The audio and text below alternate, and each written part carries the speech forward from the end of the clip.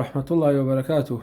أمش برهمي أو دعوة الحمد لله. إما الصبر معناه لدعوة كردن والصبر معناه لويك خلقي لكافريتي ولجاهليتي وبقرأينا وسلم إسلامه. أم كاكيا أم باستي كردوة كنوسيتي مادم شكداري باري حرامة بشبع الله وازي ليدينم. أوي معي خوش حالية سيري كومنتكانم كرد تقريبا 236 كومنتي بوها توا صدا هشتاي صدا حفتا بينج بوها هشتاي ئەڵێن ئێمەش وازەهێنین دەستت خۆش بێ دەستخۆشی لێەکەن ئەڵێن پارەکەی حرامە پارەکەی بەرەکەتی نییە وەرم ناو یەکەم دەنە لەسەر چی بنەمایەک حرامە خوا ئاگادارە 2 ساڵ وازم هێناوە ئێستا ئەزانم ژیان چۆنە ئێستا زۆر مرتاحم الحەمدولله بەخوای تاکو تەنها منیش یەک واجبم ماوە یەکسەر وازی لێ هێنم پشت بەخوای گەورە ئەمە نووسێتی وەڵا شانازی پێوە دەکەم جارێ ئەم کۆی لێ ماوێتی تێبگە پشتیوان بەخوا منیش وازی لێ هێنم ئەمش بە هەمان شێوە تۆزە زۆرە حەز ناکەم ڤیدۆکە درێژ بێتەوە خۆتان تو ئەتوانم بڕۆن سەیری کۆمنتەکان بکەن و سەیری بەروبوومی داوای تەوحید بکەن سەیری ئەو بەرەهمە بکەن سەیری ئەو بەرەکەتە بکەن کە ئەڵڵا تەعالا بەخشیوێتی بەم داوایە بۆی هەر کەس لە لای خۆیەوە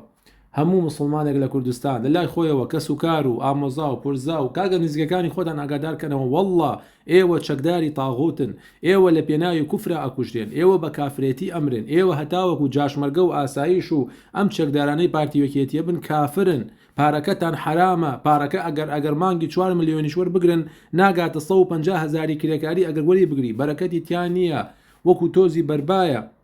يعني سري كومنتكان كان خواي قولوا خويا فرمي الذين آمنوا يقاتلون في سبيل الله والذين كفروا يقاتلون في سبيل الطاغوت فقاتلوا أولياء الشيطان إن كيد الشيطان كان ضعيفا أي كاكا أوانيك إيمانا هنا ولا بناي خوا جنقن أوانيشي كافر اللي بناي طاغوت أجنقن براكم خورون وأشكرايا مسعود برزاني طاغوت كاكا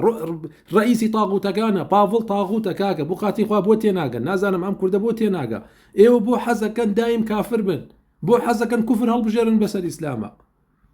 بەڵام الحەمدولله یعنی سەری کۆمنتەکان بکەن زۆرینەی دەستخۆشی لێەکەن حتا ئەو هەموو چەکدار و ئەو هەموو کافرێش ئەڵێن ئێمەش واز دەهێنین کە وازیان هێنا ئەو کاتە ئیسلامەتیان جێبەجێ کرد ئەو کاتە نەواقیزی دینیانتیانە بوو ئەبنە برا ئێمە برا ئێمە خەمی ئەمانەمانە نەک بە فتوای پەمەیەکی وەکو ماکوان کەریم یا وەکو کۆمەڵێ مەلای مرتەد و بێدین و کافری تر بچن خۆیان بن بەکوژ لە پێناوی یەکێتی و پارتیە بۆ کێیەکەن کاکە بۆ کێیەکەن بۆ خاتری خوا الحمدلله هەرویستم تەشجیع بین بە ئەو کەسانەی ئەگەر ئاەتێکیش بێ بەلیغوا عنی وەلەو ئایە بیگەێنە ئەگەر ئاەتێکیش بێ الحمدلله بەڕاستی ئەمە جەگای دڵخۆشیە خوای گەورە بمان کاتە ئەڵڵا تەعالا بمان کاتە ئەداتی قەدەری خۆی بۆ سەرخستنی دینەکەی و بۆ ئەوەی کە کوردستان بکەین بە دارولئیسلام بە ئیزنی پەروەردگار. السلام عليكم ورحمة الله.